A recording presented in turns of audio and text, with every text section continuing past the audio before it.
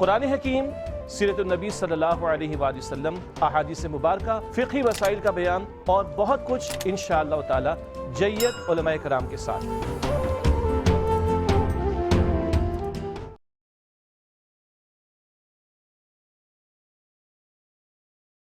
بسم اللہ الرحمن الرحیم، الحمدللہ رب العالمین والصلاة والسلام علی خاتم النبیین۔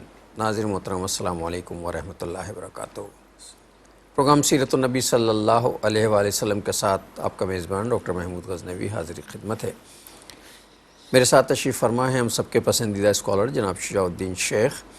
پروگرام ہے سیرت النبی، ہر جمعے اور ہفتے کی رات 9 بجے ہماری آپ کی ملاقات ہوتی ہے۔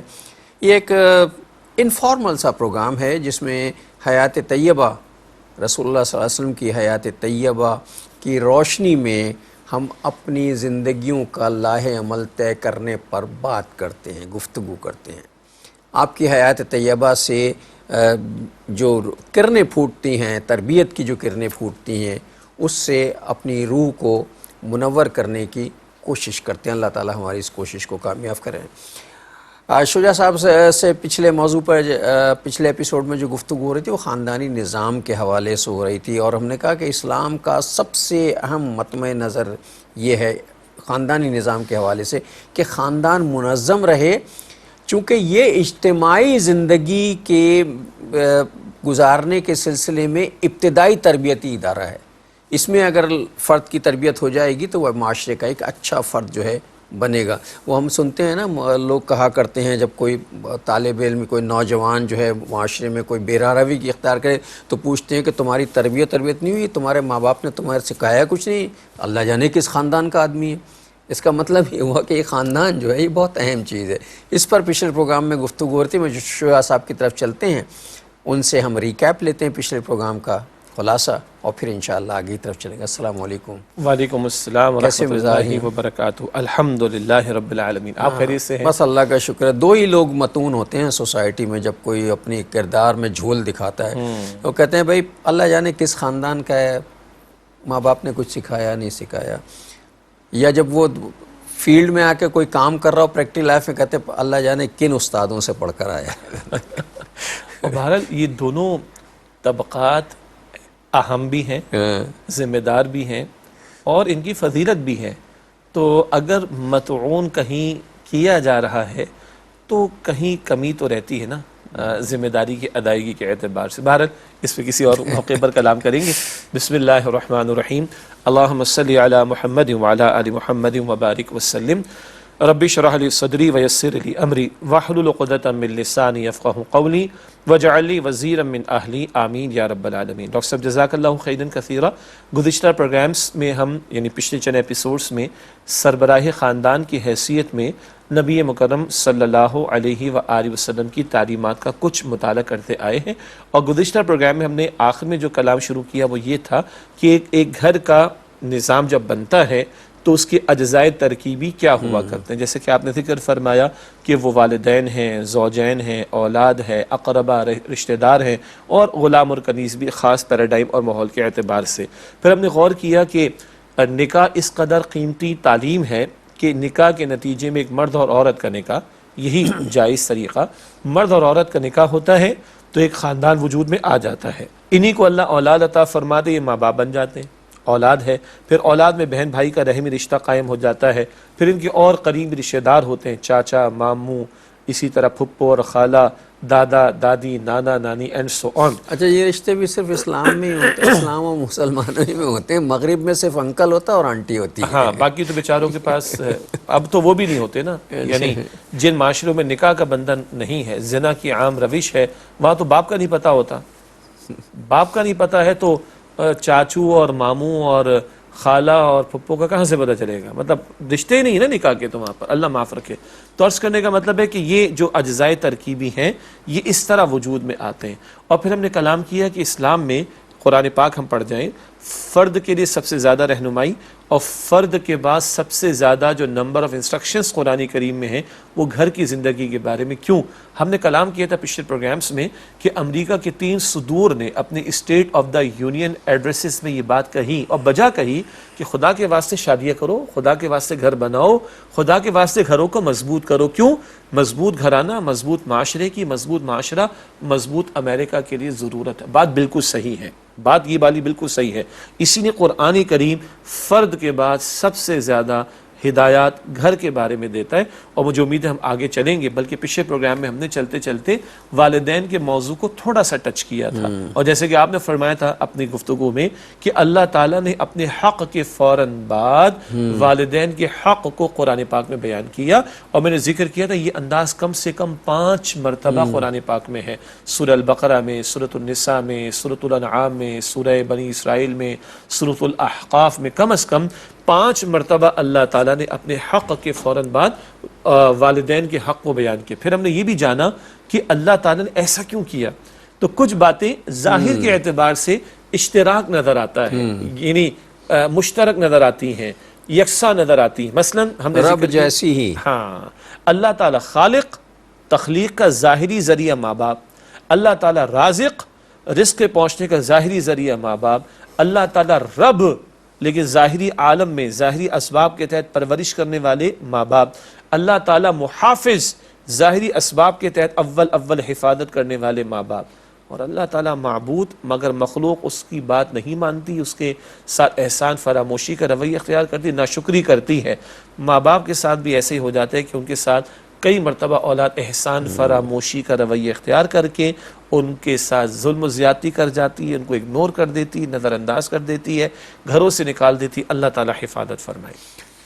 اللہ تعالیٰ رب ہے، اور رب کے مطلب ہوتے ہیں پرورش کرنے والا، اور رب کے مطلب ہیں ہماری تمام ضرورتوں، احتیاجات کو سمجھنے والا اور ان کے مطابق ہماری پرورش کا اہتمام کرنے والا.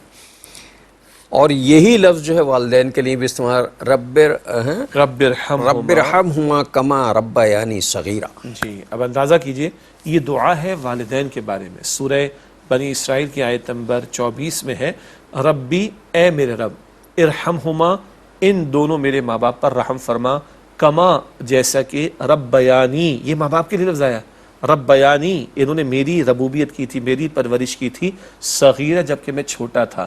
تو مالک میں چھوٹا تھا، انہوں نے مجھے پھینک نہیں دیا تھا، انہوں نے مجھے کسی کچرے میں ڈال نہیں دیا تھا، انہوں نے مجھے نظر انداز نہیں کیا تھا، انہوں نے میری جو بھی حرکتیں تھیں ان پر منہ نہیں بنایا تھا، انہوں نے مجھے بوجھ نہیں سمجھا تھا، انہوں نے مجھے برڈن نہیں سمجھا تھا، انہوں نے مجھے اٹھا کر کہیں ڈال کر اپنے مزے نہیں کیے تھے. نہ، میں چھوٹا تھا، انہوں نے میری پرورش کی تھی، میری نپٹائے چپٹائے پھرتے تھے. انہوں نے، باپ نے پیٹ کاٹ کر اللہ میری پرورش کی تھی، ماں نے راتوں کی نیند قربان کر کے میری پرورش کی تھی، باپ نے پسینے بہا کر روٹی لا کر مجھے کھلائی تھی، ماں نے تو خون دے کر مجھے جنم دیا تھا، ماں نے اپنی اوپر تکلیف کو جھیل کر مجھے پرورش دی تھی. مالک انہوں نے مجھے پرورش دی تھی، انہوں نے میری ربوبیت کی تھی، انہوں نے میری پرورش کی تھی، انہوں نے میری حاجات پوری کی تھی، انہوں نے میری دیکھ بھال کی تھی جب میں چھوٹا تھا. تو ان دونوں پر رحم فرما جیسے کہ میں چھوٹا تھا، کما ربیانی صغیرہ. یہ ربوبیت کا لفظ، رب العالمین کون ہے؟ اللہ. عالم ظاہر میں پرورش کرنے والے ماں باپ، یہ ماں باپ کے لیے لفظ استعمال ہو رہا ہے. سورہ بنی اسرائیل 15واں پارہ آیت نمبر 24 میں. ایک حکایت ہے کہ ایک بزرگ نے اپنے بیٹے سے، جوان بیٹے سے ایک مرتبہ، آج کیا دن ہے؟ اس نے کہا منگل ہے. پھر چپ ہو گئے. پھر تھوڑی دیر کہا کیا دن ہے؟ وہ 4-5 مرتبہ تھا. وہ نوجوان جو ہے وہ چڑ گیا اور جھڑک کے کہنے لگا، ابا بتا تو دیا منگل ہے، کتنی مرتبہ مجھ سے پوچھو گے؟ باپ نے کہا بیٹا، جب تو بہت چھوٹا سا تھا اور تو نے بولنا سیکھا تھا تو میں نے تجھ سے 4-5 مرتبہ پوچھا، تو نے مجھ سے 50 اور 100 مرتبہ پوچھا تھا کہ یہ کیا چڑیا ہے؟ میں نے کہا تھا ہاں. تو خوش ہوا، تو نے پھر پوچھا یہ کیا ہے؟ چڑیا ہے. تو نے تو مجھ سے 50 میں تو ناراض نہیں ہوا تھا. تو نے 50 دفعہ پوچھا، میں نے ہر دفعہ جواب دیا کہ 5 مرتبہ میں اکتا یہ چڑیا ہے. اور آج تو 5 مرتبہ کے اندر ہی بیٹھ گیا اور تیرے تیور نکل آئے، تیرے چہرے پہ جو ہے وہ ناگواری کے اثرات آ گئے. بات یہ حکایت کئی اعتبارات سے پیش کی گئی. سچی بات یہی ہے. اللہ تعالی ہمیں، مجھے بھی سمجھ دے، ہمیں سے جن کے والدین ایک یا دونوں حیات ہیں ان کو بھی سمجھ دے، ہماری نوجوان نسل کو بھی سمجھ عطا کرے کہ یہ ماں باپ اللہ کی کس قدر بڑی نعمت ہے، اور یہ دین نے کیا خوبصورت تعلیم ہمیں عطا فرمائی کہ ان کے لیے کوئی ایک دن منا لینا، مدرس ڈے اور فادرس ڈے، یہ توہین ہے ان کی. ہمارے لیے ہر دن ماں کا دن ہوگا، کیونکہ ماں نے ہر دن ہمیں یاد رکھا، ہر رات کو ہمیں یاد رکھا. ہماری تو زندگی کا لمحہ لمحہ جو ہے ماں کے آنچل کے سائے میں گزرا. تو وہ کہتے ہیں کہ ماں کا ایک دن ہوتا ہے. استغفر اللہ. ہم لوگ کہتے ہیں ایک دن بھی ایسا نہیں تھا جو ماں سے اوجھل ہو گئے ہوں. ہاں کبھی کبھی سوچتے بھی تھے اماں نہ ہوں تو ذرا کچھ آزادی مل جائے، نہیں ملتی تھی کبھی. ہم اسکول تھے تو ہماری چھٹیاں ہو جایا کرتی تھی نا. 8 مہینے اسکول پلان ہوتا ہے، 12 میں سے 4 مہینے چھٹی ہوتی ہے. اور جب اسکول ہم جاتے تھے، اب بچے جاتے ہیں تو 4-5 گھنٹے اسکول ہوتا ہے بچہ، باقی 18 گھنٹے 19 گھنٹے گھر پہ ہوتا ہے. اور چھٹی والے دن ماں کی چھٹی نہیں ہوتی، چھٹی والے دن ماں کا کام ڈبل ہو جاتا ہے. ڈبل ہوتا ہے، اوور ٹائم کر رہا ہو. اوور ٹائم کر رہی ہوتی ہے. اچھا یہ خواتین کے ساتھ سنڈے والے دن بھی ہوتا ہے. جب سب کی چھٹی ہوتی ہے تو اس دن ان کا اوور ٹائم ہوتا ہے. اوور ٹائم ہوتا ہے، فیل کرنا چاہیے. آج سارا دن کچن میں وہ ہوتی ہیں، سمجھے، اور سارا دن جو ہے خصوصی اہتمام ہو رہے ہوتے ہیں. خصوصی چونکہ سب چھٹی میں ہوتے ہیں، ان کا کام بڑھ جاتا ہے، دگنا ہو جاتا ہے. لیکن ہم کبھی اس کو، والدین کو خاص طور پہ، اور ماں باپ تو عجیب ہوتے ہیں جب اولاد کی چھٹی ہوتی ہے. اگر جوان بیٹے ہیں، 2-4 ہیں، بیٹیاں ہیں، یونیورسٹی کالج میں پڑھتی ہیں، اتوار کے دن چھٹی ہوتی تو مائیں تو خوشی سے نہال ہو جاتی ہیں اور سارا دن کچن میں کھڑی رہتی ہیں، کمر ہاتھ پیر توڑتی رہتی ہیں اپنے پکا رہے ہیں. اللہ اکبر. نئی نئی چیزیں پکا کے کھلا رہی ہیں، خوشی منا رہی ہیں، بچے گھر میں ہیں آج. اور اپنا وقت قربان کر کے اولاد کو پرورش دینا، اپنے حصے کا چھوڑ کر. یعنی ہم سب کی تجربات ہیں نا، ہماری ماں، ہمارے والدین کا کیا انداز ہوتا تھا. بچوں کو کھانا پیش کر دیا، خود نہیں کھا رہی، کیوں؟ کم نہ پڑ جائے. کم نہ پڑ جائے. بچے گا تو کھا لیں گی، تمہیں ملے گا فریش، تمہیں ملے گا گرم، تمہیں ملے گا پورا، تمہیں ملے گا زیادہ. اگر تم نے کچھ چھوڑ دیا تو تمہاری ماں کھا لے گی. اللہ اکبر کبیرہ. اور یہ ماں بھی کیا کرتی ہے، اس ماں کو دیکھیں نا، یہ رات کو جب سب سو جاتے ہیں اور سب بچوں پہ کمبل ڈال دیتی ہے اور سب کو چیک کر لیتی ہے جا کے، اور دروازے کی کنڈیاں بھی لگا دیتی ہے اور کھڑکیاں بھی بند کر دیتی ہے کہ ٹھنڈی ہوا نہ آئے. اور جب سب گہری نیند میں چلے جاتے ہیں تب یہ بستر پہ ٹکتی ہے آ کر، اور سب سے پہلے صبح بیدار ہو جاتی ہے. بلکہ رات میں اٹھ کے بھی جا کے دیکھ لیتی، کمبل ہٹ تو جب نہیں گیا. اٹھتی تو چکر لگا کے دیکھتی ہے. چھوٹے والے نے بستر کو گیلا تو نہیں کر دیا، اور بڑے والے کا کمبل ہٹ تو نہیں گیا. اور صبح اٹھتی بھی سب سے پہلے. جی. صبح سب سے پہلے اٹھنے والی عورت بھی ماں ہوتی ہے یا بیوی ہوتی ہے، گھر میں جو ہوتی ہے وہ کام کر رہی ہوتی ہے. یعنی وہ اپنی آرام کو تج دیتی ہے، تب جا کے ہمیں سکون سے صبح جانے سے پہلے ناشتہ تیار ملتا ہے. وہ سب کچھ کھپا دیتی ہے اپنے آپ کو سارا دن، تب ہمیں چین سے رات کو روٹی ملتی ہے اور بستر نصیب ہوتا ہے. بستر بھی وہ خود بنا کے بچھا کے دیتی ہے.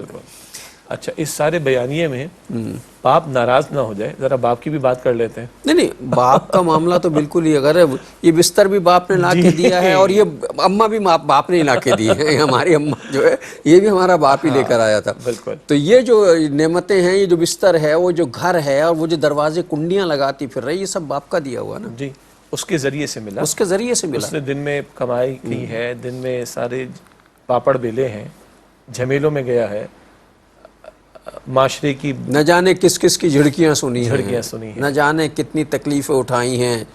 یہ گھر میں ہم تو بیٹھے ہوئے لنچ کر رہے تھے اور باپ ہمارا جو ہے کسی ٹھیلے پہ کھڑا ہوا بن کباب لے کے بھوک مٹا رہا تھا اپنی. ایک وقفہ لے لیں پھر آ کے بات کریں گے. السلام علیکم ورحمۃ اللہ وبرکاتہ. ویلکم بیک ناظرین. وقفے کے بعد پروگرام سیرت النبی صلی اللہ علیہ وآلہ وسلم میں آپ کا خیر مقدم ہے. بات ہو رہی تھی والدین کے حوالے سے. شجاع صاحب نے بیچ میں مجھے یاد دلایا کہ کہیں والدین میں باپ ناراض نہ ہو جائے، وہ کہے کہ دیکھو ماں کی تعریف ہو جا رہی. تو مسئلہ یہ نہیں ہے، باپ کا ماں رول بڑا. میں جب شجاع صاحب ایک پرائیویٹ ادارے میں جو ہے ملازمت کرتا تھا، کاپی رائٹر تھا میں ایک ایڈورٹائزنگ ایجنسی میں، تو بڑے سوٹیڈ بوٹیڈ لوگ آتے تھے اس کمپنی میں، وہ ٹائیاں وائیاں لگا کے اور یہ کر کے. جب لنچ ہوتا تھا تو سب لوگ لنچ کے لیے، کچھ لوگ گھر سے لاتے تھے، کچھ لوگ بیچارے نہیں لاتے تھے. تو وہ لنچ کے لیے جب جاتے تھے تو میں نے دیکھا کئی لوگ ایسے تھے اس میں اور عموماً وہاں دفاتر سے لوگ نکل کے آتے تھے لنچ کرنے کے لیے، تو لنچ میں سب سے زیادہ رش جو ہوتا تھا وہ حلیم والے کے ٹھیلے پہ ہوتا تھا، چھولے والے کے ٹھیلے پہ ہوتا تھا، بن کباب والے کے، اور ہوٹلوں پہ اتنا رش نہیں ہوتا۔ یہ کرتے یہ تھے اپنی ٹائیاں وائیاں اتار کے جیب میں رکھتے تھے، کپڑے کھولتے، کوٹ ووٹ آفس میں ہی چھوڑ کے آتے تھے اور جا کے ٹھیلے پہ کھڑے ہو کے بن کباب کھا رہے ہوتے تھے۔ آفیسر تھے کمپنی میں، ٹھیلے پہ بن کباب کھا رہے ہوتے تھے، کیوں؟ چھولے کھا رہے ہوتے تھے، اس سے مطلب گزارا کر لے، 2 سموسے لے کے کھا لیے، لنچ ہو گیا۔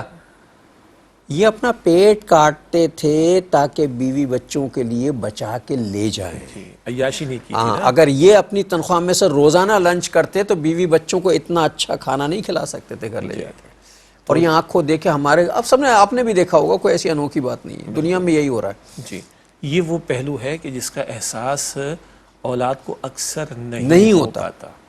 اچھا، ایک صاحب نے بڑی اچھی بات کہی، کہتے ہیں کہ انسان کے ماں باپ زندہ ہوں اور یہ بندہ خود باپ اگر بن جائے، یا بیٹی ہے تو ماں بن جائے، تو یہ بھی اللہ کی بہت بڑی نعمت ہے۔ کیا مطلب؟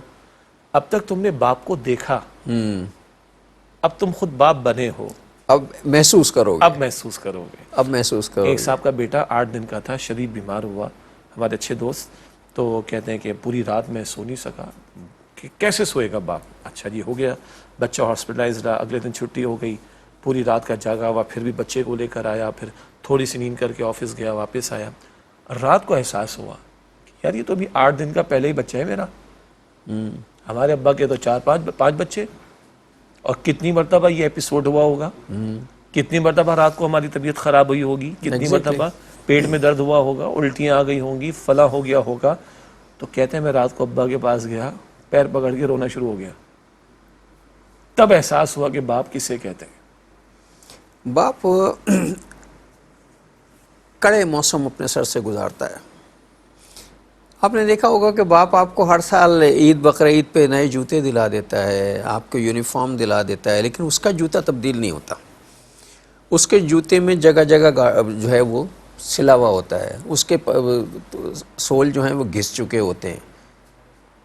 وہ آپ کے لیے اچھا لنچ، اچھا ڈنر کا بندوبست کرتا ہے، لیکن خود ٹھیلے پہ کھڑے ہو کے بن کباب کھا کے گزارا کرتا ہے، یا 2 سموسے اور 1 چائے لے کے۔ آج کل وہ بھی بہت مشکل ہے، وہ گزارا کر لیتا ہے، اس لیے کہ وہ ہماری تربیت کرتا ہے۔ ہمارے لیے بھاری فیسیں کہاں سے آتی ہیں ہمیں نہیں پتہ ہوتا، ہمارا باپ لے کر آتا ہے۔ ہمارے معاملات کہاں سے پورے ہوتے ہیں ہمیں نہیں پتہ ہوتا، ہماری ماں کر رہی ہوتی ہے، کہ سمجھے نہ جانے کیسے کیسے کر کے۔ تو وہ کسی کا ایک بڑا اچھا سا شعر ہے نا، کہ شہر میں آ کر پڑھنے والے بھول گئے کس کی ماں نے کتنا زیور بیچا تھا۔ اللہ، مائیں اپنے زیور بیچ کے اولاد کو تعلیم، اور جب یہ اولادیں بڑھ کے بڑی ہو جاتی ہیں تو یہ ابا جان سے کہہ رہے ہوتے ہیں، ارے یار ابا جان آپ کو نہیں پتہ، آپ پرانے زمانے کے آدمی ہیں۔ کیا گزرتی ہوگی اس آدمی کے دل، آگے سے یہ کہ آپ نے کیا ہمارے لیے، آپ نے کیا ہمارے لیے۔ فلاں کے بچوں کو تو دیکھیں، فلاں ہمارے دوست کو تو دیکھیں، آپ نے ہمارے لیے کیا کیا ہے۔ بہرحال اللہ تعالیٰ ان ناشکری کے رویوں سے ہمیں محفوظ رکھے، اور اچھا ہے کہ یہ گفتگو ہم نے کی اللہ کی توفیق سے، ہماری بھی یاد دہانی کے لیے، یعنی ناظرین کے سامنے ہم رکھیں۔ اگر ہم یہاں بیٹھ کر بات کر رہے ہیں تو اس لیے نہیں کہ لفاظی ہو، ہماری یاد دہانی کے لیے، یعنی اگر میری والدہ محترمہ حیات ہیں، اللہ ان کا سایہ قائم رکھے، اسی طرح ہمیں سے بہت سو کے والدین اللہ تعالیٰ ان کو زندگی دے جو حیات ہیں، ہمیں احساس ہونا چاہیے، ریمائنڈرز ہمیں ملنے چاہیے، ورنہ دنیا اس قدر مادہ پرستی کے فریب میں مبتلا ہو گئی۔ اب مجھے کہنے دیجیے، یہ بات شاید ایک دفعہ پہلے بھی میں نے کہی ہے، ایسی ناہنجار اولاد بھی ہے جو اس دماغ سے یہاں سے سوچتی ہے اور کہتی ہے کہ کیا ماں باپ کے حقوق، ماں باپ کے حقوق، ماں باپ کے حقوق کی بات کرتے ہو؟ بھائی انہوں نے شادی کر لی، مصیبت میں ہم پیدا ہو گئے، کس بات کا ان کا حق ادا کریں ہم؟ اور میں عرض کر دوں کہ عیاری تو شیطان کے پاس بھی کم نہیں، اور عقل کے دلائل تو شیطان کے پاس بھی کم نہیں، حالانکہ وہ بودے ہیں، وہ کمزور دلائل ہیں، لیکن محض عقل پر چلیں گے تو آج یہ گل چھرے اولاد اڑا رہی ہے، یا گل کھلا رہی ہے، کیا کہ بھائی ان کا مسئلہ تھا، انہوں نے شادی کر لی، مصیبت میں ہم پیدا ہو گئے، ہم پر کیا بوجھ ڈالتے ہو کہ ہم ان کا حق ادا کریں اور ان کی ذمہ داری پوری کریں؟ محض عقل سے سوچیں گے تو یہیں پر پہنچیں گے۔ تو یہ بھی جواب دیا جا سکتا ہے کہ تم اگر پیدا ہو گئے تھے تو ان کا دماغ خراب تھا کہ تمہیں یہ پال پوس کر جواب کرتے، پھینک دیتے اٹھا کر، ڈال دیتے کچرے دان کے اندر، کسی کچرے کے ڈھیر پر، تو پھر عقل کا جواب تو یہ بھی آئے گا. لیکن نہیں، ہم کہتے ہیں ہماری عقل نیچے ہے اور نقل شریعت کی تعلیم اوپر ہے. اور شریعت کی تعلیم کیا بتا رہی ہے؟ 5 مرتبہ تو یہ بات جس کو ہم نے تھوڑا سا الیبریٹ کیا کہ 5 مقامات پر قرآن کریم میں اللہ تعالیٰ نے اپنے حق کے فوراً بعد ماں باپ کے حق کو بیان فرمایا، اس کی ایک حکمت بھی ذکر کر دی گئی. اب آئیے کچھ احادیث کی طرف توجہ کر لیں تاکہ اس عقل پرستی کے فتنے کا رد بھی ہو. حضور فرماتے صلی اللہ علیہ وآلہ وسلم، تمہارے ماں باپ تمہاری جنت ہیں یا تمہارے ماں باپ تمہاری دوزخ ہیں. یہ ابن ماجہ شریف کی حدیث ہے.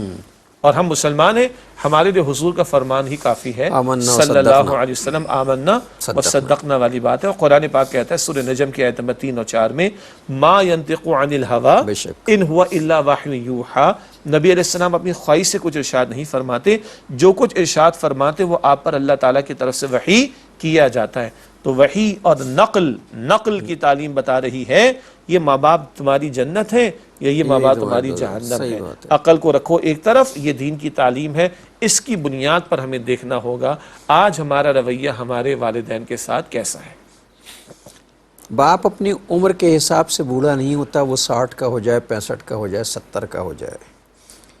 جس دن بیٹا باپ سے یہ کہتا ہے کہ ابا آپ کو نہیں پتا میں زیادہ بہتر جانتا ہوں، باپ اس دن بوڑھا ہو جاتا ہے، ماں اس دن بوڑھی ہو جاتی ہے. ہاں، جب تک ہم اپنے باپ اپنی ماں کی بات پر سر جھکا لیتے ہیں، غلط ہونے کے باوجود ہم کہتے ہیں کہ نہیں آپ درست کہہ رہے ہیں، باپ جوان رہتا ہے. اور جس دن ہم اختلاف رائے کر رہے ہوتے ہیں، باپ سے کہہ رہے ہو کہ نہیں ایسا نہیں ہے، اس دن باپ بوڑھا ہو جاتا ہے. اور آج یہ اختلاف رائے جو ہے وہ جوان اولادوں میں نہیں، کم عمر اولادوں میں بھی موجود ہے. دیکھیے، رائے رکھنا ایک شے ہے، اپنے آپ کو فن خواہ ترم خواہ سمجھنا، باپ کو ڈیگریڈ کرنا، معاف کیجئے گا ذلیل کر دینا، یہ گھٹیا پن ہے. باقی رائے اولاد رکھ سکتی ہے. ابا میرا خیال ہے کہ ایسا ہو جائے، سبحان اللہ. اور رائے رکھنے کا بھی طریقہ ہوتا ہے. آزر ابراہیم علیہ السلام کے ایک رائے والد اور ایک رائے کے نہیں چچا، وہ علمی بحث اپنی جگہ. لیکن 5 مرتبہ کس طرح پکارا ابراہیم علیہ السلام نے، سورہ مریم پڑھ جائیں، یا ابتی، اے میرے ابا جان، اے میرے ابا جان، اے میرے ابا جان، اے میرے ابا جان. آپ کی بات درست نہیں ہے، میرے پاس علم ہدایت اللہ کی طرف سے آیا ہے، لیکن اے میرے ابا جان کہہ کر دعوت دی جا رہی ہے توحید پر آنے کے لیے، شرک خاتمے کے لیے. قرآن پاک یہ بھی بتاتا ہے کہ بڑوں سے کلام کیسے کیا جاتا ہے. تو رائے رکھنا ایک شے ہے، بد کلامی کرنا، بدتمیزی کرنا، آج کل کہتے ہیں بولڈ ہو جانا، میں کہتا ہوں یہ بغیرتی ہے. نہیں، بولڈنس کو مجھے معاف کیجیے گا، میں بولڈنس کو ڈٹائی کہتا ہوں. جی بجا فرمایا آپ نے، بالکل بجا. ڈھٹائی کا معاملہ، اپنے آپ کو فن خام ترم خان سمجھنا، وہ کس کا، اکبر کا شعر ہے نا، ہم ایسی کتابوں کو ہم ایسی سب کتابیں قابل ضبطی سمجھتے ہیں کہ جن کو پڑھ کے بیٹے باپ کو خپتی سمجھتے ہیں. یہ خبط، یہ پاگل پن تو آج نسل میں ہماری آ گیا کہ جو 4 کتابیں پڑھ کر یہ سمجھ بیٹھے کہ ہمارے باپ کو کچھ نہیں پتا اور ان کی اوقات کیا ہے اور ان کو معلوم ہی کیا ہے، ٹیکنالوجی کہاں پہنچ گئی ہے، دنیا کہاں پہنچ گئی ہے. یہ انداز استغفر اللہ. مسلمان بچے اور بچیاں اگر ہوں تو ان کو تو قطعاً زیب نہیں دیتا. اللہ کے پیارے پیغمبر کیا فرماتے صلی اللہ علیہ وسلم، اللہ کی رضا والد کی رضا میں ہے اور اللہ کی ناراضگی والد کی ناراضگی میں. اور جنت کدھر ہے؟ تمہاری ماؤں کے قدموں کے پاس. جنت تمہاری ماؤں کے قدموں کے پاس. تو جن کے ساتھ اللہ کی رضا جڑی ہو اور جن کے ساتھ اللہ کی تیار کردہ جنت جڑی ہو، ان کے سامنے کھڑا ہو کر کوئی ڈھٹائی، جس کو آپ نے اچھا ترجمہ کیا بولڈ ہونے کا، ڈھٹائی کا معاملہ اور بغیرتی کا معاملہ اور یہ بد کلامی کا معاملہ اور یہ بد تہذیبی کا معاملہ اور یہ بدتمیزی کا معاملہ اور اپنے آپ کو ترم خان سمجھنے کا معاملہ، اپنے آپ کو فن خان سمجھنے کا معاملہ اور اپنی 4 کتابوں کی کوالیفیکیشن کو ان کے اوپر جو ہے وہ تھوپنے اور دھونس جمانے کا معاملہ. تو بستر پر لیٹے تھے، تم پیشاب پخانہ کرنے کے قابل بھی نہیں تھے، تم کروٹ لینے کے قابل بھی، تم بیچتے ہو کیا آخر؟ تم کچھ ہو تو تمہارے تو دنیا میں وجود میں آنے کا ذریعہ بھی تمہارے ماں باپ بنے. تم سمجھتے کیا اپنے آپ کو؟ اور وہ جو پورا پروسیس ہے نا انسان کی پیدائش کا، اس پہ اگر آدمی غور کر لے نا قرآن کے حوالے سے، تو اپنی اوقات پتہ چل جاتی ہے ہماری اوقات ہے کیا. اور اللہ تعالیٰ نے ہمیں اشرف المخلوق بنا کر اور کہاں سے کہاں پہنچایا. تو اللہ تعالیٰ نے ہمیں جس طرح پیدا کیا ہے اس پہ اگر ہم غور کریں تو ہمیں اپنی سوائے ذلت کے کچھ اندازہ نہیں ہوتا کہ ہم کتنے ہوئے ہیں. لیکن جب ہم مرتبے کو دیکھیں تو اللہ تعالیٰ نے تو وہ مرتبہ صرف اسی وجہ سے ہمارا بلند ہوا کہ ہمیں جو اللہ نے احکامات دیے ہم نے اس پر عمل کرنے کی کوشش کی تو مرتبہ بلند ہوا, ورنہ نہیں ہوا, فائدہ کچھ نہیں ہوا. لقد خلقنا الانسان فی فی احسن تقویم. احسن تقویم ثم رددناه اسفل السافلین الا الذین آمنوا وعملوا الصالحات لهم اجر غیر ممنون. انسان کو بہترین تخلیق کی شکل میں پیدا کیا, احسن, بیسٹ آف دا بیسٹ, بہترین شکل میں پیدا کیا, لیکن اس کو بھی پستی کی انتہا کو بھی پہنچا دیا. اگر وہ اپنی روح کے تقاضے پورے کرے, اپنے خالق کے تقاضوں کو مانے, اپنے خالق کے سامنے جھکائے تو احسن ہے, ورنہ تو پست ترین ہے. سوائے کس کے؟ الا الذین آمنوا وعملوا الصالحات, سوائے وہ جو ایمان لائے اور جنہوں نے نیک اعمال کیے, ان کے لیے نہ ختم ہونے والا اجر ہے. تو انسان نرا اپنے مادی جسمانی وجود کی بنیاد پر شرف نہیں پاتا. انسان کی عزت تو ہے اس میں روح کے پھونکے جانے کی بنیاد پر. اب وہ اس روح کے تقاضوں کو پورا کرے, جو سادہ الفاظ میں ہم کہیں رب کے احکامات کو بجا لائے تو اس کا شرف ہے. ورنہ 4 کتابیں پڑھ کر وہ تو کہا نا اکبر نے ہم قابل ضبطی سمجھتے ہیں ایسی کتابوں کو جن کو پڑھ کر بیٹے باپ کو خپتی سمجھتے ہیں. استغفر اللہ. تو یہ جو اپنی دھونس جمانے کا معاملہ, یہ ایک مسلمان بچے اور بچی کو زیب نہیں دیتا. کبھی غلطی کر بیٹھے تو آج معافی مانگ لو, ماں باپ معاف کر دیتے ہیں, ٹھیک, لیکن اس زعم میں آنا, اس گھمنڈ میں آنا کہ ہم شاید 2 لاکھ 4 لاکھ کمانے کے قابل ہو گئے, ہماری کوالیفیکیشن ہمارے باپ کی کوالیفیکیشن سے بہت زیادہ ہے, ہمارے ابا کو تو فلاں سادہ سے اسکول میں پڑھنے کا موقع ملا, آج ہم ایئر کنڈیشن ماحول انوائرمنٹ کے اندر پڑھ رہے ہیں, یہ ادھر کا خناس ہے. دین کہتا ہے کہ نہ, یہ تمہاری جنت بھی اور تمہاری جہنم بھی ہے. ناظرین کو وقفہ لے لیں, پھر آگے بات کرتے ہیں انشاءاللہ. السلام علیکم ورحمۃ اللہ وبرکاتہ. ویلکم بیک ناظرین. وقفے کے بعد پروگرام سیرت النبی صلی اللہ علیہ وآلہ وسلم میں آپ کا خیر مقدم ہے. وقفے سے پہلے بات یہ ہو رہی تھی کہ والدین کو جھڑک دینا اور یہ کہنا کہ اچھا, یہ بالکل صحیح بات ہے کہ آپ جو سمجھ رہے ہیں وہ بالکل درست ہے. آپ جس جدید دور کے لوگ ہیں, میں نوجوانوں سے مخاطب ہوں, جس جدید دور, جس جدید ٹیکنالوجی کے, آپ کے ابا جان کے زمانے میں وہ نہیں تھا. ابا جان کو کمپیوٹر ویسے استعمال کرنا نہیں آتا جیسے آپ کو آتا ہے. ابا جان کو آپ کا اینڈرائڈ فون ویسے استعمال کرنا نہیں آتا جیسے آپ کو آتا. لیکن جس زمانے کی ضرورتیں, اس زمانے کی جو ضرورت تھی اس میں آپ کے والد پرفیکٹ تھے بالکل. وہ اپنے عہد کے ہیرو تھے, آپ اپنے عہد کے ہیرو ہیں. تو انہوں نے جو وقت گزارا ہے وہ بہت اچھا دور تھا. اس وقت ان کی اپنی ایک صحت تھی معاشرے میں, ان کا اپنا ایک وقار تھا, ان کا اپنا ایک عہدہ تھا, ان کا اپنی. آج وہ معاملہ مائنس ہو گیا, کل آپ کے ساتھ بھی یہ ہو جائے گا. ہم نے بجا فرمایا کہ وہ اپنے والد تمہارے اپنے, ہر شخص کا ایک عہد ہوتا ہے, ہاں, اور اس عہد میں اس کی ایک اہمیت ہوتی ہے. ہاں, اور تم غور کرو تم پر کیا عہد گزرا ہے. جب بستر پر پڑے تھے اس وقت تمہارے ابا افسر تھے, اور تم کروٹ لینے کے قابل بھی نہیں تھے, اپنی پاکی ناپاکی کا تمہیں اندازہ بھی نہیں ہوتا تھا, تم جو ہے وہ کھڑے بھی نہیں ہو سکتے تھے. اس وقت کون تھا جس نے تم پر اپنے آپ کو انویسٹ کیا تھا؟ کوئی تو تمہارے اندر عقل ہو, کوئی تو تمہارے اندر مروت ہو, تم میں کوئی تو شرافت ہو, تم میں کوئی تو انسانیت ہو, تم میں کوئی تو اخلاقیات ہو کہ آج جب تم اپنے آپ کو جوان سمجھتے ہو اور ان کو بوڑھا سمجھتے ہو تو کیا بڑھاپے جیسی کیفیات تمہارے اندر بھی تو نہیں تھی؟ ضد کا معاملہ, چیخنے چلانے کا معاملہ, پڑے رہنے کا معاملہ, اٹھنے کے قابل نہ ہونے کا معاملہ, اپنی پاکی ناپاکی کے معاملات کو خود ٹیکل نہ کرنے کا معاملہ. تو کیا ٹیکنالوجی اس وقت تمہارے پاس تھی؟ کیا ٹیکنالوجی کے ساتھ تمہاری کوالیفیکیشن تھی؟ کیا تمہارا روب اور دبدبہ تھا؟ کیا تمہاری سے اور حیثیت تھی؟ تم تو یہ تھے, اس وقت یہی تھے جنہوں نے اپنے آپ کو تم پر انویسٹ کیا تھا. تو آج تمہاری اتنی عقل, تمہارا اتنا ذہن, تمہارے اتنے اخلاق نہیں ہیں کہ آج جب ری پے کرنے کی بات آئے تو تم ان کے ساتھ بھلا سلوک کرنے کی کوشش کرو. البتہ ڈاکٹر صاحب میں بڑا جملہ آگے ایڈ کرنا چاہوں گا, یہ سارا عقل کا جواب میں نے دیا, اور عقل کو توڑ سکتی ہے. کوئی کہہ سکتا ہے کہ نا ہنجار کہ میرے باپ نے تو میری ماں کے ساتھ بہت بڑا سلوک کیا تھا, میرے باپ نے تو میری پرورش میں کوئی حصہ ہی نہیں ڈالا. یہ بھی پاسبلٹی ہو سکتی ہے, وغیرہ وغیرہ 10 سینیریوز ہو سکتے ہیں. اس سب کے باوجود ہم کہیں گے اگر تمہارے کوئی والد ہیں, اگر تمہاری کوئی والدہ ہے تو تمہارے رب نے ان کا حق معین کر دیا. بات ختم ہو گئی. ورنہ عقل عیار ہے, 100 بھیس بدل کر جو ہے وہ مجھے پریشان کر کے لگا دے گی دوسری چیز کے اوپر, دوسری فکر کے اوپر. نہ, اسی لیے ہم بار بار کہہ رہے ہیں کہ عقل کو نیچے رکھو اور نقل کو وحی کے اوپر رکھو. ہاں, کوئی خدا کو نہیں مانتا تو بات الگ ہے، اس سے الگ بات ہو جائے گی اللہ کو ماننے کے تعلق سے. مگر ہم اور آپ جو مسلمان ہیں، اور یہ مسلمان بچے اور بچیاں ہیں جن کے سامنے آج یہ پوری دنیا گلوبل ہو چکی ہے اور یہ فتنے ہمارے سامنے آ رہے ہیں، تو اگر ہم مسلمان اور ہیں الحمدللہ، تو پھر عقل کو رکھ دیں ایک طرف، نقل پر آ جائیں. وحی کی تعلیم تو ہمیں یہ بتاتی ہے، جس کے بارے میں چند احادیث ابھی ہم نے آپ کے سامنے پیش کی. والدین کے حقوق کے بارے میں قرآن نے جو اصطلاح استعمال کی ہے وہ احسان ہے. وَبِالْوَالِدَيْنِ إِحْسَانًا وَذِي الْقُرْبَى، والدین کے ساتھ احسان کرو، اور اللہ تعالیٰ احسان کرنے والوں کو پسند کرتا ہے. یعنی قرآن کے ساتھ نے احسان کی اصطلاح استعمال کی ہے، جس کا مطلب ہے حسن سلوک. جی جی. اور حسن سلوک میں تو یہ تک بتا دیا، اب قرآن اس سے زیادہ اور کیا بتا، یہ تک بتا دیا کہ ماں باپ کے سامنے ہوں بھی نہ کرو.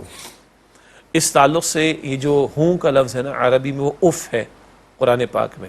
میں چاہتا ہوں تھوڑا اس مقام کو ہم مطالعہ کر لیں.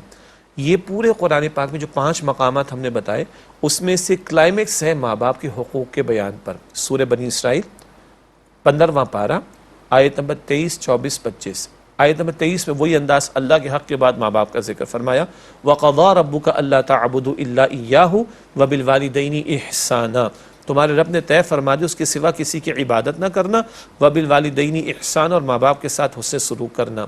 اِمَّا يَبْلُغَنَّ عِنْدَكَ الْكِبَرَ أَحَدُهُمَا أَوْ كِلَاهُمَا، اگر ان میں سے ایک یا دونوں تمہارے سامنے بڑھاپے کو پہنچ جائیں، فَلَا تَقُلْ لَهُمَا اُف، تو انہیں اف بھی نہ کہنا. یہ عربی کا اف ہے، اردو کا نہیں. اردو کا اف کب؟ یہ آپ کے میرے سامنے ٹیبل رکھی ہے، سائٹ پر بھی رکھی ہے. جب یہ گھٹنا ٹیبل کے کارنر پر لگتا ہے تو کیا نکلتا ہے؟ فجائیہ ہے جو منہ سے نکلتا. اوف اوف. یہ وہ نہیں ہے، یہ تو تکلیف کا شدت سے اظہار ہے. عربی کا اف ہے ہلکا سا بھی کوئی ناگواری کا اظہار نہ ہو. زبان تو بڑی بات، منہ سے ہوں نکلنا بھی بڑی بات، چہرے پر کوئی ناگواری کا اظہار آ جائے، یہ ہے اف. قربان جائیے اللہ کے کلام پر. تو نمبر 1 اف بھی نہ کہنا. ولا تنہرہما، اور نہ ان کو جھڑکنا. وقل لہما قولا کریما، نرمی سے بات کرنا. تم جیسے وہ بات آپ نے بیان فرمائی تھی نا کہ 4تھی 5ویں مرتبہ اب آپ نے پوچھا تھا، بیٹے کو غصہ آ گیا، بیٹا تو نے 50 مرتبہ چڑیا کے بارے میں پوچھا تھا، مجھے غصہ نہیں آیا. اور خوش ہوئے تھے، خوش ہوئے تھے. ٹھیک، میرا بیٹا سیکھ رہا ہے، میرا بیٹا سیکھ رہا ہے. چلتے تھے، اٹھتے تھے، گھٹنے ہاتھ پکڑ چلتے، دھڑام سے گر جاتے تھے، خوش ہو کے اٹھاتے تھے، اور خوش ہوتے تھے بیٹا چل رہا ہے. آج باپ کو ضرورت پڑ گئی کہ انہیں ہاتھ پکڑ کے چلایا جائے. عجیب و غریب زندگی ہے. بچپن میں بچہ واکر پہ چلنا سیکھتا ہے، بڑھاپے میں باپ بھی، دادا بھی یا باپ بھی واکر پہ کھڑا ہوتا ہے. بچہ سائیکل لے کے کھڑا ہوا، باپ بھی واکر پہ کھڑا ہوا. بچہ چھوٹے سے اس میں بیٹھا ہوا ہے سائیکل پہ، واکر، باپ بھی ویل چیئر پہ بیٹھا ہوا. اللہ سب کو اپنی امان میں رکھے، کسی کو کسی کا محتاج نہ کرے، حتیٰ کہ اپنی اولاد کا بھی محتاج نہ کرے. پروردگار اپنے ہاتھ پیر سلامت رکھے ساری زندگی. لیکن اگر ایسے وقت آ جائے تو آدمی کو سوچنا چاہیے کہ یہی وقت ہم پہ گزرا تھا جو وقت آج ان پہ آ گیا دوبارہ. اور اگر ایک اور نقطہ کلیئر کر لینا، اس میں زندگی امتحان ہے نا. کبھی باپ کا امتحان تھا، اولاد تیری ذمہ داری ہے، تو اپنے آپ کو کھپاتا ہے کہ نہیں. کبھی اولاد کا امتحان ہے، اب یہ بوڑھا باپ تیری ذمہ داری ہے، تو کھپاتا ہے کہ نہیں. 1 2 کبھی باپ جوان تھا، خود چل رہا تھا، اب باپ بوڑھا ہو گیا تو اس کا بھی امتحان ہے. کل اللہ کی نعمتیں ملی تھی، شکر ادا کیا کہ نہیں. آج مشکل آ گئی تو اللہ کے فیصلے پر صبر کرتا ہے کہ نہیں. زندگی امتحان ہے، باپ کا بھی امتحان، اولاد کا بھی امتحان، جوانی میں بھی امتحان، بڑھاپے میں بھی امتحان. ہر ایک اگر یہ نقطہ کلیئر ہو جائے، what ever is being done with me in this world، جو کچھ مجھ پر بیت رہا ہے امتحان. تو یہ زندگی امتحان ہی تو ہے. نعمت ملے تو شکر کرو، مصیبت آئے تو صبر کرو، اینڈ سو آن. بہرحال آئے وہ اس آیت کریمہ کی بات پوری کر لیں. تو نہ اف کہنا، ناگواری کا اظہار بھی نہیں، نہ ان کو جھڑکنا، اور اسے نرمی سے بات کرنا. اور وقفت لہما جناح الذل من الرحمہ، اپنے کاندھوں کو رحمت شفقت کا اظہار کرتے ہوئے ان کے سامنے جھکا کر رکھنا، سینہ تان کر نہیں، آنکھوں میں آنکھیں ڈال کر بات. آج کل تو برابر سے کھڑے ہو کے بات استغفر اللہ. ماں باپ سے اس طرح بات ہو رہی تھی جیسے کلائنٹ سے بات ہو رہی. آنکھوں میں آنکھیں ڈال کے، سینہ تان کے، اور سخت لہجے میں. قرآن کہہ رہا ہے کہ یوں کر کے کھڑے رہو. بالکل مفسرین نے لکھا جیسے کہ ایک فرما بردار غلام کھڑا ہوتا ہے آقا کے سامنے، اللہ اکبر. بہرحال اپنے کاندھوں کو عاجزی و شفقت کا اظہار کرتے ہوئے جھکائے رکھنا، یہ سارا کرنے کے بعد بھی تم کوئی ان کا حق ادا نہیں کر پاؤ گے. اپنے آپ کو کوئی ترم خانہ سمجھنا، بڑا ماں باپ کے ساتھ اچھا سلوک کر لینا. وَقُلْ رَبِّ ارْحَمْهُمَا كَمَا رَبَّيَانِي صَغِيرًا، اور یہ دعا کرنا ہے اے میرے رب میرے ان دونوں ماں باپ پر رحم فرما اس طرح کہ جب میں چھوٹا تھا تو شفقت کے ساتھ انہوں نے میری پرورش کی تھی. اف بھی نہ کہنا، نہ جھڑکنا، نرمی سے بات کرنا، عاجزی سے جھکائے رکھنا، یہ سارا کرنے کے بعد بھی ماں باپ کا حق ادا نہیں ہو سکتا. تو جس رب نے تمہیں بھی پیدا کیا، تمہارے ماں باپ کو پیدا کیا، تمہارے ماں باپ کے دل میں محبت ڈالی، تمہارے ماں باپ کے لیے یہ پرورش، تمہاری پرورش کرنا آسان کیا، اسباب دیے، اس رب سے ہی دعا کرنا ہے اللہ تو ان پر رحمت نازل فرما. میرے بس میں نہیں کہ انہوں نے جو اپنے آپ کو کھپایا مجھ پر کہ میں ان کا حق ادا کر سکوں. ساری زندگی بھی والدین کی اگر خدمت کی جائے، حد یہ ہے کہ ہر وقت ان کے سامنے ہاتھ باندھے کھڑے رہیں، ان کے زبان سے نکلا ہوئی ہر بات پوری کر دیں، جو کہ ممکن نہیں ہے. ساری زندگی، پوری جوانی، بڑھاپے تک، تو ماں باپ کا حق تو ادا ہو نہیں سکتا.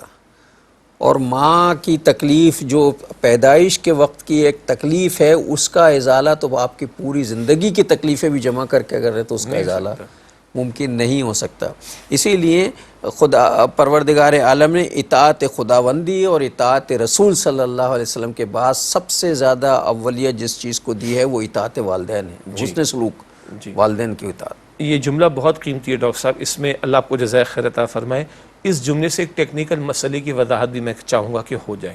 ابھی ہم نے بار بار کہا، پچھلے پروگرام میں بھی، آپ میں بھی، آج کے پروگرام میں بھی، اللہ تعالیٰ کے حق کے فوراً بعد کس کا حق بیان ہو رہا ہے؟ ماں باپ کا. لیکن ٹیکنیکلی سبحان اللہ محبت کی بات آئے گی تو سب سے بڑھ کر اللہ تعالیٰ کی محبت ہے اور اللہ کے رسول کی محبت صلی اللہ علیہ وسلم، بات ساتھ ساتھ میں چلے گا.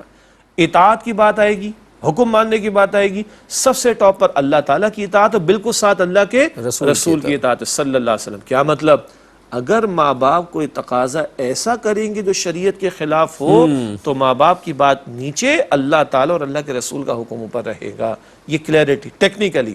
تو محبت میں اوپر حضور علیہ الصلوۃ والسلام، محبت میں اطاعت میں اوپر حضور علیہ الصلوۃ والسلام. ایک اور ٹیکنیکل بات، جس خاتون کا نکاح ہو گیا اس کا ایک شوہر ہے، تو اب اللہ اور اللہ تعالیٰ کے رسول کے بعد صلی اللہ علیہ وسلم شوہر اوپر رہے گا اطاعت کے معاملات کے اندر. یہ ٹیکنیکل بات. دوبارہ اللہ کے حق کے بعد ماں باپ کا حق بیان ہو رہا ہے، بالکل صحیح، لیکن اللہ کی اطاعت، اللہ کے رسول کی اطاعت ساتھ ساتھ صلی اللہ علیہ وسلم. اللہ کی محبت کے ساتھ حضور علیہ الصلوۃ والسلام کی محبت، یہ ٹاپ پر، بقیہ سب کچھ نیچے. اور دو، اگر کسی ایک خاتون شادی شدہ ہو گئی تو اللہ اور اللہ کے رسول علیہ السلام کی اطاعت کے بعد شوہر کی اطاعت اوپر رہے گی. یہ کلیئرٹی ٹیکنیکلی رہنی چاہیے. یہ بھی اب یہ کہ نیا موضوع ہے جس پر بات ہو سکتی ہے. شوہر کی اطاعت، اور شوہر کی اطاعت کرنے کا مطلب یہ ہے کہ شوہر کی عزت کی حفاظت، شوہر کے گھر کی حفاظت، اس کے مال کی حفاظت، اس کے کہے کی حفاظت، اس کا بھی اجر ہے. شوہر کی اطاعت کا حکم بھی اللہ اور اللہ کے رسول نے دیا ہے، مجبوری یہ ہے. جی صلی اللہ علیہ وسلم، بالکل صحیح بات.